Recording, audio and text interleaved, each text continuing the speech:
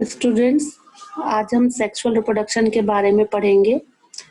It involves formation of male and female gametes either by the same individual or by different individuals of the opposite sex. Gamete fuse होते हैं और zygote बनता है और zygote develop होता है एक नए ऑर्गेनिज्म में। डिफरेंट ऑर्गेनिजम्स जैसे प्लांट्स, एनिमल्स, फंजाई, उनके स्ट्रक्चर, मॉर्फोलॉजी, फिजियोलॉजी सब डिफरेंट होती हैं। जब हम बात करते हैं सेक्सुअल मोड ऑफ रिप्रोडक्शन की, तो ये देखा गया है कि इनमें ये दे शेयर सेम सिमिलर पैटर्न। मतलब जहाँ पे गैमीट्स बन रहे हैं, फ्यूज हो रहे हैं और जाइगोट बन रहा है। तो डिफरेंट ग्रोथ की स्टेजेस होती हैं। पहली स्टेज होती है जुवेनाइल। एनिमल के केस में हम जुवेनाइल बोल सकते हैं और प्लांट के केस में वेजिटेटिव। उसके बाद आता है रिप्रोडक्टिव स्टेज। रिप्रोडक्टिव स्टेज में आपको रिप्रोडक्टिव पार्ट्स वेल डेवलप दिखेंगे। उसके बारे में अभी हम बताएंगे। हमने देखा कि जो फ्लावर है वो हमेशा नहीं आते हैं, कुछ एक पर्टिकुलर सीजन्स में आते हैं। तो तब रिप्रोडक्शन होता है, सेक्सुअल रिप्रोडक्शन। कोई प्लांट्स एनुअल होते हैं, कोई बाइनियल होते हैं, कोई पेरिनियल होते हैं। तो डिफरेंट प्लांट्स होते हैं। कुछ 1 साल में मर जाते हैं, कोई 2 साल में मरते हैं, कोई सालों साल जिंदा रहते हैं। लेकिन कुछ प्लांट्स में अनयूजुअल फ्लावरिंग फिनोमिनन देखा, जैसे कि बैम्बो में। बैम्बो क्या होता है, बैम्बो में पूरा लाइफ में वो एक बार फ्लावर प्रोड्यूस करते हैं। मतलब 50 to 100 ईयर्स में वो लार्ज नंबर ऑफ फ्रूट्स आएंगे 1 साल में, मतलब पूरी लाइफ में एक बार, और फिर वो मर जाते हैं। एक और प्लांट है स्ट्रेबिलेंथस कुथेनिया। ये जो है ये 12 साल में फ्लावर्स देता है। तो इसके जो फ्लावर्स देखे गए 2006 में देखे गए, और आपको यकीन नहीं होगा इतना अच्छा लुक आता है। ब्लू स्ट्रेचेस केरल में, कर्नाटका में, तमिलनाडु में देख लेते हैं, जो टूरिस्ट को भी अट्रैक्ट करते हैं। बहुत पसंद करते हैं टूरिस्ट उन एरियाज को जब ये फ्लावर वहाँ पे होते हैं, और वो स्पेशली विजिट करते हैं, उसको देखते हैं जाके। तो कुछ एनिमल्स हैं जैसे कि बर्ड्स, वो अंडे देती हैं और पूरा साल देती हैं, कभी कभार सीजनल होता है। सो कुछ एनिमल्स हैं जैसे फ्रॉग और लिजर्ड्स। आपने देखा होगा कि जो बर्ड्स हैं वो अंडे देती हैं सीजनली। और इसी तरह से अगर आप देखें हैंड्स को, हैंड्स तो तकरीबन रोज ही अंडे मिलेंगे उनका, लेकिन रिप्रोडक्टिव पीरियड होता है, उसके बाद वो अंडे देना बंद कर देती हैं।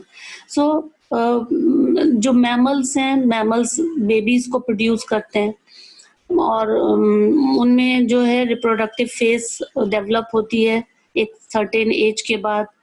और जैसे काऊ है, शीप्स हैं, रैट्स हैं, डियर्स हैं, डॉग्स हैं, टाइगर्स हैं, ये नॉन प्रीमेट मैमल्स हैं। तो उनमें जो साइक्लिंग चेंजेस जो आते हैं रिप्रोडक्शन में, ये कहलाते हैं एस्ट्रस साइकिल्स। और जैसे मंकीज, एप, ह्यूमंस में इसको हम बोलते हैं मेंस्ट्रुअल साइकिल। तो मेंस्ट्रुअल साइकिल के बारे में हम पूरा स्टडी करेंगे जब हम ह्यूमन रिप्रोडक्टिव सिस्टम के बारे में पढ़ेंगे। तो बहुत सारे मैमल्स हैं जो नेचर में रहते हैं या वाइल्ड कंडीशंस में जो रह रहे हैं, उनका जो फेवरेबल सीजन्स होते हैं रिप्रोडक्टिव फेज के, तो उनको सीजनल ब्रीडर्स बोलेंगे। मतलब वो एनिमल्स जो कि सीजनली ब्रीड करते हैं वो सीजनल ब्रीडर्स कहलाते हैं। और कुछ ऐसे मैमल्स होते हैं जो कि जिनकी जो रिप्रोडक्टिवली एक्टिव होते हैं throughout their reproductive phase, so they are called continuous breeders. तो हमने 2 चीजों के बारे में पढ़ा, एक सीजनल ब्रीडर्स के बारे में जो कि सीजनली ब्रीडिंग करते हैं, और एक होते हैं जो कंटिन्यूअस ब्रीडिंग कर सकते हैं, उनको कंटिन्यूअस ब्रीडर्स बोलते हैं। तो यहाँ पर एक चीज और है जो कि एक्चुअली प्लांट्स में अगर हम देखें और एनिमल्स में हम देखें, मैंने आपको बताया था एक लाइफ स्पेन होता है, एक लाइफ साइकिल होता है। तो जो जब हम बूढ़े होने लगते हैं, जब हम व्हेन वी ग्रो ओल्ड, सो वहां पे क्या होता है कि जो रिप्रोडक्टिव फेज है वो खत्म हो जाती है है ना? तो we are not able to produce babies after a certain age, especially in females you can say menopause के बाद they are not able to produce babies. So कुछ ऐसे पैरामीटर्स होते हैं जिसको हम अभी डिस्कस करेंगे। तो बॉडी में चेंजेस होती हैं, मेटाबॉलिज्म में चेंजेस होती हैं, कुछ लाइफ स्पैन में ओल्ड एज में जाके जो है मेटाबॉलिज्म डिफरेंट होता है। तो प्लांट्स और एनिमल्स में जो हार्मोन्स हैं वो रिस्पॉन्सिबल होते हैं for the transition between 3 phases, right? तो हार्मोन्स क्या होते हैं? केमिकल सब्सटेंसेस होते हैं जो कि प्लांट्स के कुछ एरियाज में प्रोड्यूस होते हैं, जैसे शूट टिप पे ऑक्सिन हो रहा है या कुछ, और एनिमल्स में ग्लैंड्स प्रोड्यूस कर सकती हैं, ठीक है? तो 2 तरह की ग्लैंड्स के बारे में आपने पढ़ा था, एक्सोक्राइन एंड एंडोक्राइन। तो जो इंट्रैक्शन होता है हार्मोन्स के बारे में और जो सर्टेन एनवायरमेंटल फैक्टर्स होते हैं वो रेगुलेट करते हैं रिप्रोडक्टिव प्रोसेसेस को, और ये एसोसिएटेड होते हैं बिहेवियरल एक्सप्रेशंस ऑफ ऑर्गेनिज्म, ठीक है? तो कौन से इवेंट्स होते हैं सेक्सुअल रिप्रोडक्शन में? जैसे ही कोई इंडिविजुअल रिप्रोडक्टिव मैच्योरिटी को अटेंड कर लेता है तो उसमें कुछ चेंजेस आते हैं, है ना? उसकी बॉडी में कुछ चेंजेस आते हैं। So the event of sexual reproduction through two elaborate and complex follow regular sequence. जैसे मतलब अगर हम बात करें कि सेक्सुअल रिप्रोडक्शन के जो इवेंट्स हैं वो थोड़े से कॉम्प्लेक्स हैं, तो सबसे पहले अगर हम बात करें रिप्रोडक्शन जो है, sexual reproduction is characterized by fusion of male and female gametes, formation of zygote है, फिर एम्ब्रियोजेनेसिस होता है, एम्ब्रियो फॉर्म होता है। तो ये हम एक सीक्वेंशियल जो इवेंट्स हैं उसमें हम 3 तरह के स्टेजेस देख सकते हैं।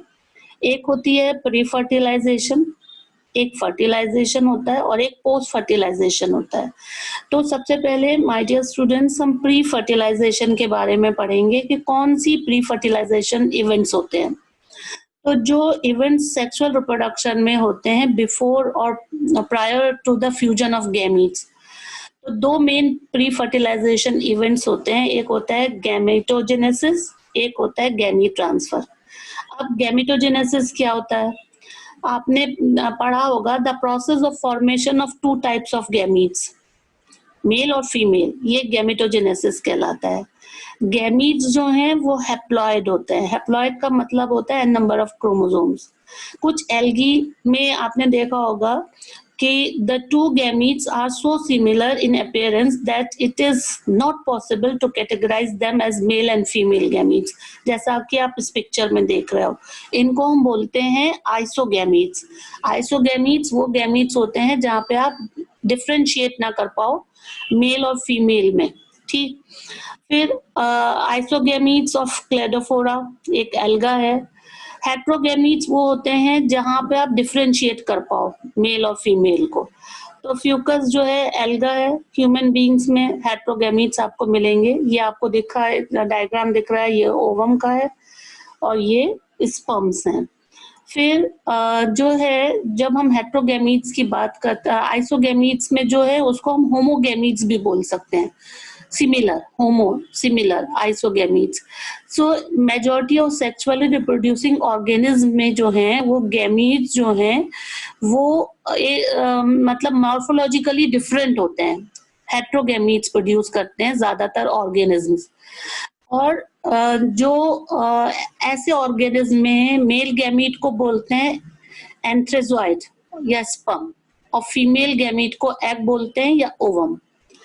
जो सेक्सुअलिटी होती है ऑर्गेनिज्म में वो fusion of gametes from 2 different individuals, formation होता है पहले, बट ये हमेशा ट्रू नहीं है। अगर हम बात करें जो आपने 11th में पढ़ा था सेल्फ फर्टिलाइजेशन जहाँ पे होता है, तो वहाँ प्लांट्स में तो इजी हो सकता है कि जो है fusion of gametes 2 different individuals नहीं होते, वहाँ पे सेम इंडिविजुअल गैमीट्स को प्रोड्यूस कर रहा है। तो प्लांट्स में have both male and female reproductive structure in the same plant, right? Plants में हम ये बोल सकते हैं कि मेल और फीमेल रिप्रोडक्टिव स्ट्रक्चर एक ही प्लांट में है। ऐसे प्लांट्स को हम बोलते हैं बाइसेक्सुअल। अगर वो डिफरेंट प्लांट्स में हम देख रहे हैं मेल और फीमेल रिप्रोडक्टिव स्ट्रक्चर, तो ऐसे प्लांट्स को बोलते हैं यूनिसेक्सुअल। बहुत सारी फंजाई और प्लांट्स में हमने देखा कि होमोथैलिक या मोनोशियस स्टेज होती है। मोनोशियस का मतलब होता है कि मेल और फीमेल जो है वो अलग अलग हैं, और डायोशियस का मतलब है कि मेल और फीमेल एक ही प्लांट में, एक ही इंडिविजुअल में है। इसको हेट्रोथैलिक भी बोल सकते हैं। कुछ बच्चे कंफ्यूज हो जाते हैं, वो मोनोशियस का मतलब वो समझ लेते हैं कि सेम। तो आप बोलोगे कि मोनोशियस बाइसेक्सुअल कंडीशंस को डिनोट कर रहा है, जबकि डायोशियस हेट्रोथैलिक, है ना, या यूनिसेक्सुअल कंडीशन को डिनोट कर रहा है। तो फ्लावरिंग प्लांट्स में जहाँ पे यूनिसेक्सुअल मेल फ्लावर होते हैं उसको हम स्टेमिनेट बोलते हैं। इसका मतलब कि उसमें सिर्फ स्टेमेंस आपको मिल रहे हैं, और जहाँ फीमेल्स में सिर्फ पिस्टिलेट, जहाँ पे सिर्फ आपको पिस्टिल दिखाई दे रही है ना। तो जो कुछ फ्लावर्स ऐसे होते हैं जिसमें मेल और फीमेल फ्लावर या तो may be present on the same individual और सेपरेट इंडिविजुअल्स, है ना।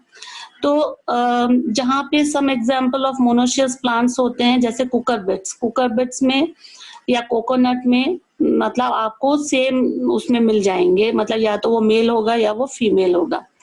और पपाया है, पपाया में डिफरेंट ही होते हैं, पपाया में डिफरेंट प्लांट ही होते हैं, एक मेल प्लांट होगा या फीमेल प्लांट होगा। ठीक है। सो यहाँ पे क्या होगा कि हम दोबारा बोल रहे हैं कि जो कुकरबिट्स हैं, जो कोकोनट्स हैं, उसमें आपको फ्लावर्स दिखेंगे, या तो मेल फ्लावर्स दिखेंगे या फीमेल फ्लावर्स दिखेंगे, जबकि पपाया में मेल प्लांट अलग होता है, फीमेल प्लांट अलग होता है।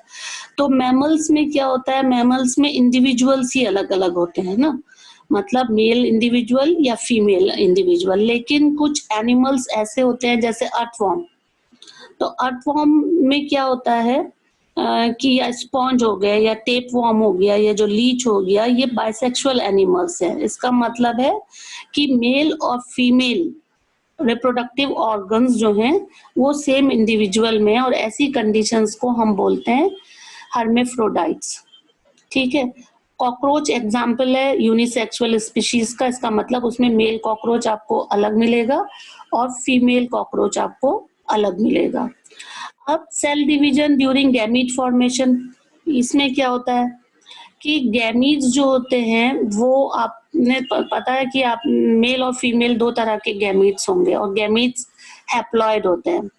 तो अब वो हैप्लॉइड कैसे हो जाते हैं, कोई इंडिविजुअल डिप्लॉइड कंडीशन में है, जैसे हम ह्यूमन बींग्स की बात करें तो उसमें 46 क्रोमोसोम्स होते हैं, लेकिन उसके जो गैमीट है उसमें 23 होते हैं। तो haploid parent produces gametes by mitotic division. अगर हम कोई ऐसे पेरेंट की बात करें जो कि डिप्लॉइड नहीं है, हैप्लॉइड है, तो वो माइटोटिक डिवीजन से गैमीट फॉर्म करेगा। लेकिन जो डिप्लॉइड पेरेंट्स हैं वो मियोसिस से गैमीट फॉर्म करेगा, राइट। तो जैसे अगर हम मोनिरा की बात करें या फंगस की बात करें या एल्गी की बात करें या ब्रायोफाइट्स की बात करें, उनमें जो प्लांट बॉडी है वो हैप्लॉइड है, एन नंबर ऑफ क्रोमोसोम्स हैं। लेकिन अगर हम टेरिडोफाइट की बात करें, जिम्नोस्पर्म की बात करें, एंजियोस्पर्म की बात करें या ह्यूमन बींग्स की बात करें, हमारे अंदर डिप्लॉइड कंडीशन है, हम 2n नंबर ऑफ क्रोमोसोम्स हैं। तो हमारे अंदर रिडक्शन डिवीजन होगा और गैमीट्स बनेंगे हैप्लॉइड। लेकिन जो हैप्लॉइड प्लांट बॉडी हैं जैसे कि मोनिरा में, फंगस में, एल्गी में, ब्रायोफाइट में, उनमें हैप्लॉइड कंडीशन है, तो उनके जो गैमीट्स होंगे वो बनेंगे माइटोसिस से। तो डिप्लॉइड ऑर्गेनिज्म जो होती हैं उनके अंदर स्पेशलाइज्ड सेल्स होती हैं जिसको हम बोलते हैं मियोसाइट्स, और वो मियोसिस में होते हैं। तो मियोसिस और माइटोसिस अभी मैं आपको बताती हूँ। मियोसिस में क्या होता है, वन सेट्स ऑफ क्रोमोसोम्स बनते हैं at the end of meiosis. ये डायग्राम आप देखोगे, ये अर्थवॉर्म का है, और ये टेस्टिस सेक्स दिख रहे हैं, ओवरीज भी दिख रही है सेम इंडिविजुअल में।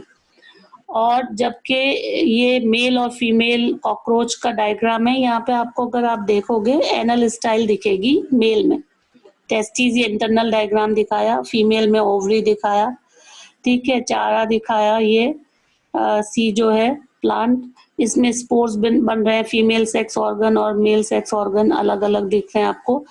ओगोनियम जो है फीमेल सेक्स ऑर्गन को बोल रहे हैं, एंथ्रीडियम मेल सेक्स ऑर्गन को। यहाँ फीमेल थैलस दिख रहा है आपको और ये मेल थैलस दिख रहा है। तो फीमेल में आर्किगोनियोफोर दिखेंगे और मेल में एंथ्रीडियोफोर दिखेंगे। और ये जो लास्ट है ये मेल और फीमेल रिप्रोडक्टिव पार्ट एक सिंगल प्लांट में है। तो ये तो जो डी डायग्राम है वो मार्केंशिया का है और जो सी है वो चारा का है और जो ई है वो स्वीट पोटैटो का बाइसेक्सुअल फ्लावर का डायग्राम है। ये डायग्राम्स इंपॉर्टेंट हैं एग्जाम के पॉइंट ऑफ व्यू से। और यहाँ पे टेबल 1.1 में आपको क्रोमोसोम्स नंबर दिखाए गए हैं, ठीक है, डिप्लॉयड स्टेज में, जिसको मियोसाइट्स बोल रहे हैं। ह्यूमन बींग्स में 46 क्रोमोसोम्स होते हैं, 2n नंबर ऑफ क्रोमोसोम्स, लेकिन मियोसिस के बाद वो 23 रह जाते हैं। हाउस फ्लाई में 12 है। तो इसमें आपको रैट में इन्होंने मेंशन नहीं किया, आप इसको गूगल से करके इसमें देखेंगे और इसको फिल करेंगे, ठीक है। अब जब हमने यहाँ पे गैमीट ट्रांसफर दूसरा इवेंट है जो हम डिस्कस करेंगे। गैमीट ट्रांसफर में क्या होता है कि जब गैमीट बन गए, चाहे वो माइटोसिस डिवीजन से बने चाहे वो मियोसिस से बने, अब फ्यूजन होना है, लेकिन फ्यूजन होने से पहले उसका ट्रांसफर होना है ना। तो जो मेजॉरिटी ऑफ ऑर्गेनिज्म है उसमें जो मेल गैमीट है वो मोटाइल है, मतलब वो मूव कर सकता है, जबकि जो फीमेल गैमीट है वो स्टेशनरी है। कुछ एक्सेप्शंस हैं, जैसे कुछ फंजाई में और एल्गी में, जिसमें दोनों गैमीट्स मोटाइल है, मेल भी और फीमेल भी। तो गैमीट को ट्रांसफर होने के लिए किसी मीडियम की जरूरत होती है। हाँ, जैसे कुछ सिंपल प्लांट्स हैं, एल्गी हैं, ब्रायोफाइट्स हैं, टेरिडोफाइट्स हैं, उसमें वाटर के जरिए गैमीट्स ट्रांसफर होते हैं एक जगह से दूसरी जगह से। तो अब एक मेल गैमीट्स जो हैं वो लार्ज नंबर में प्रोड्यूस होते हैं, क्योंकि कुछ गैमीट्स जो हैं वो वेस्ट चले जाते हैं, वो रीच ही नहीं कर पाते फीमेल गैमीट्स तक। So to compensate this loss of male gamete during transport, the number of male gametes produced is several thousand times than the number of female gametes produced. तो exam में question अगर आए तो आप ये लिखोगे, क्योंकि ट्रांसफर में बहुत सारे मेल गैमीट्स जो हैं वो फेल हो जाते हैं to reach the female gametes, तो उसको कंपनसेट करने के लिए large number of male gametes are produce as compare to female gametes. जो सीड प्लांट्स होते हैं उसमें क्या होता है कि पोलन ग्रेन्स वो कैरियर होते हैं जो कैरी करते हैं मेल गैमीट्स को ओव्यूल तक। ओव्यूल में एग होगा। तो पोलन ग्रेन्स जो हैं कहाँ प्रोड्यूस होंगे, ये आप अपने जूनियर क्लासेस में पढ़ के आए हो कि एंथर्स जो है वो पोलन ग्रेन्स प्रोड्यूस करते हैं और वो ट्रांसफर होते हैं स्टिग्मा तक, चाहे तो वो हवा के जरिए ट्रांसफर हो, चाहे वो इंसेक्ट्स के जरिए ट्रांसफर हो, या कुछ केसेस में वाटर के जरिए भी हो सकते हैं। यहाँ पे जो बाइसेक्सुअल में क्या होता है कि जैसे सेल्फ फर्टिलाइजिंग प्लांट्स हैं, मतलब बाइसेक्सुअल तो हैं लेकिन सेल्फ फर्टिलाइजिंग है, उसमें जो पोलन ग्रेन्स है वो एंथस से ट्रांसफर होगा स्टिग्मा तक, अपने ही फ्लावर के स्टिग्मा पे चला जाएगा। तो pollen grain soon after they shed come in contact with the stigma. But in cross pollinating plants जो जिसमें मेल और फीमेल फ्लावर अलग अलग हैं, चाहे वो सेम प्लांट पे हो चाहे डिफरेंट, उसमें एक प्रोसेस होता है जिसको हम बोलते हैं पॉलिनेशन। पॉलिनेशन क्या होता है? Transfer of pollen grains to the stigma. और पोलन ग्रेन्स जर्मिनेट करते हैं स्टिग्मा के ऊपर, ठीक है, और फिर वहां से पोलन ट्यूब अराइज होती है और पोलन ट्यूब जाती है फीमेल गैमीट तक फ्यूज होने के लिए, टू कैरी करके मेल गैमीट्स तक। यहाँ पे आपने देखा सिमिलर आइसोगैमीट्स का फ्यूजन हो रहा है और जाइगोट बन रहा है ना, इस डायग्राम में।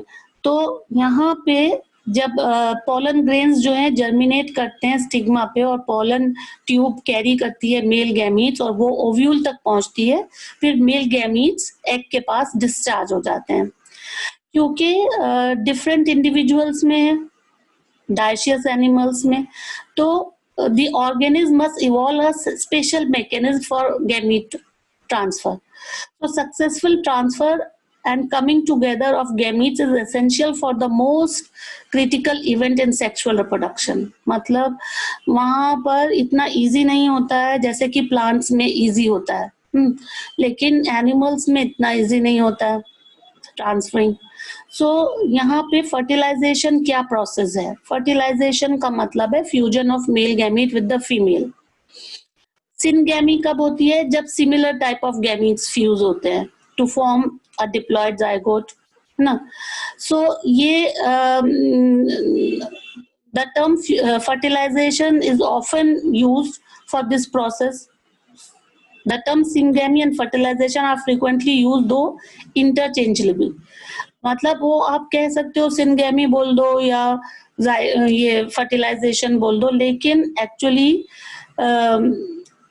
जब syngamy if syngamy does not occur, syngamy मतलब सिमिलर टाइप ऑफ गैमीट्स जब फ्यूज हो रहे हैं, तो क्या होता है कि जब गैमीट्स फ्यूज नहीं हो पा रहे हैं, जैसे कि कुछ केसेस में गैमीट्स फ्यूज नहीं हो रहे हैं, जैसे कुछ हनी बीज में या कुछ लीजर्ड्स में या कुछ बर्ड्स में, जैसे टर्की में, जो फीमेल गैमीट है वो undergo development to form new organism without fertilization. इसको अंडरलाइन कर लीजिए, बहुत इंपॉर्टेंट है कि फीमेल गैमीट ही डेवलप हो रहा है न्यू इंडिविजुअल में। ये प्रोसेस कहलाता है पार्थिनोजेनेसिस।